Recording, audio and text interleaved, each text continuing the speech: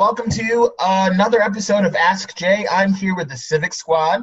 As you know, every week on Ask Jay, we ask Jay questions about civics to make it all make sense, because it usually doesn't. Civic Squad, introduce yourselves.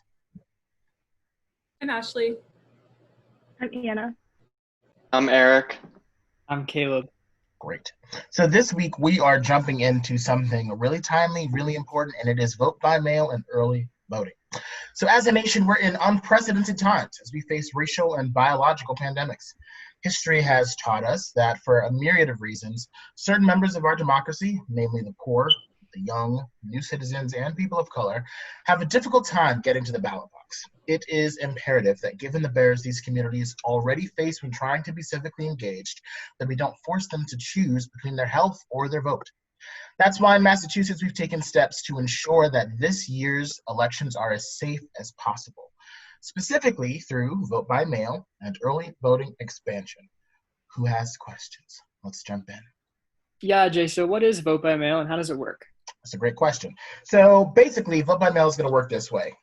Most people in Massachusetts should already have received an application for a ballot at their homes. So to be clear, the first thing that you're going to receive from the state is not a ballot, it's an application. It's just saying, hey, on this application, I would like a ballot. You fill that in, you send it out, the postage is already paid for on that application.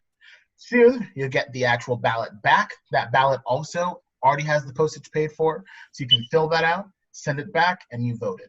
Or you can hold on to it and bring it to an early voting location or an actual polling site on election day, and you're all set. And that's vote by mail. How can I update my information to make sure I'm all set to vote? Really good point. So again, these letters are going out to folks who are registered to vote in Massachusetts. So first, you got to check and make sure that you're actually registered to vote. And secondly, you want to make sure that the address that the state has on file is the most up to date.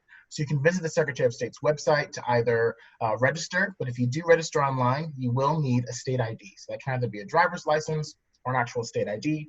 And if you just need to update your address, you can do that on that website as well. So Jay, what's early voting? Early voting is one of my favorites because I don't like people. So it happens every 2 years here in Massachusetts, but it was expanded this year to include the primaries. So basically, a week before Election Day, you can vote. We've just opened that window up, so it's not just happening on one day. And the key difference, aside from the fact that you can vote over more than one day, is that the locations are different. When you vote on Election Day, your polling location is determined by where you live. During early voting, there are specific sites set up all around the city, and you can vote at any of them. At that random library close to your job, at that other place over there, City Hall. It's not just the place by you. However, once early voting is over, you can then just vote on Election Day at that same polling location that you're used to. I'm worried about the security of my ballot if I vote by mail. Can I just vote in person instead? Really good question. Yes, so you have those two options available to you. One is early voting, and two is still voting on Election Day as you would normally. In regards to security, a couple things. So I'm glad that you asked that question. One, you can vote in any of these three options, vote by mail, early voting, or on Election Day as normal, anytime you want to, but you cannot vote twice in an election. So you can't do vote by mail and show up on Election Day. If you want to do vote by mail in September, but you want to do early voting in November, also fine, but you cannot vote two ways in the same election. Also, for those people that are worried about their ballot getting lost in the mail or moving really slowly, fill it out as soon as you can. And part of this legislation actually made sure that a portal was created. So if you go to the Secretary of State's website, you can actually track your ballot and see where it is and know when it gets in there. So again, this is really about health.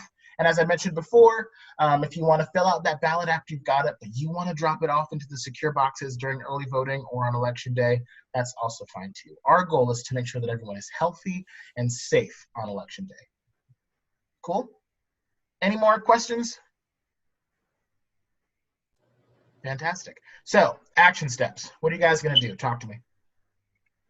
I'm going to be keeping a really close eye on my mailbox, and if my ballot application doesn't arrive soon, I will call my local election official. That's really good. Mm-hmm. I'm going to check in with close friends and family to make sure that that the registration is up to date. That's really important. A lot of people still don't vote, and so the people closest to them are the people that get them active and engaged. That's really smart. I'm going to check my own voter registration and update my information as necessary so I get my ballot in the mail. Good, good. I'm going to go to the Mass Vote website and find out which candidates I'm voting for this fall. Perfection. All right, you guys have your to-do list. Hope I answered all your questions. Go forth, be engaged. I'll meet you back here next week. Cool. Have a good one, guys.